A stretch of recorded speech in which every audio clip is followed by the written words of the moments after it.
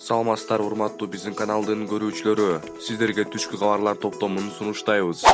Бүгүн президентибиз Сооронбай Жээнбеков 60 жашка толду. Бирок ал туулган күнүн атайын бир жерге тоспойт. Жакындары менен достордун курчоосунда үйүндө эле болот. Ошондой эле президент башкаларга окшоп, туулган күнүн шылтоолоп жумушка чыкпай койбойт. Кечке чейин иштеп, туулган күндү кечинде белгилейт.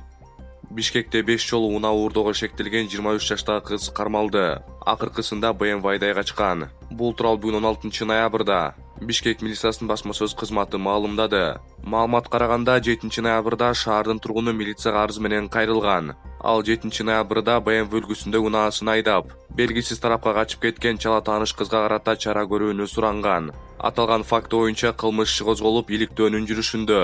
Унааны айдай качууга шектелип, 1995-жылы төрөлгөн кыз кармалды. Кармалган кыз Бишкекте жасалган дагы ушундай 5 фактыга шектелүүдө. Сот кызды 1 айга камакка алуу чечимин чыгарды. Учурда иликтөө иштери жүрүп жатат. Кыргыз номурлуу унаа Россиядагы жол кырсыкта талкаланып, адамдары каза болду. Кыргызстандыктар кыргыз номер менен жүргөн унаанын катышуусундагы жол кырсыкка байланыштуу видео тасманы мессенджер аркылуу таратып жатышат. Анда автор окуя Россиянын аймагында Ленинск-Кузнецкий жолунда болгонун айткан. Видеодон Toyota үлгүсүндөгү унаанын ичинде 2 эркек кишинин денеси жатканын көрүүгө болот. Видео тасманы маркумдардын жакындарын табуу максатында таратып жатышат. Жол кырсык качан болгону тууралуу азырынча так маалымат жок. Караколдун көчөсүн 1 айдан бери кан аралаш суу каптап жатат. Бул тууралуу тургундар билдиришкен. Алардын айтымында 1 ай мурда бул жерде канализация түтүгү жарылган. Бул аймакта мал союучу жай бар. Балким ошолордун канализациясы аркылуу чыгууда. Канализация жарылганда малдын ички органдары көп чыккан. Анда 1 айга жакын кан агып турду. Кийин суу түтүк ишканасы оңдоп кеткен. Эми кайра 2 күндөн бери ушундай абал болууда дешти жашоочулар. Мэрия аталган иш боюнча шаардык санитардык эпидемиологиялык көзөмөлдөө кызматына тапшырма берилгенин айтып, алар текшергенден кийин тургундарга жооп беришерин билдиришти.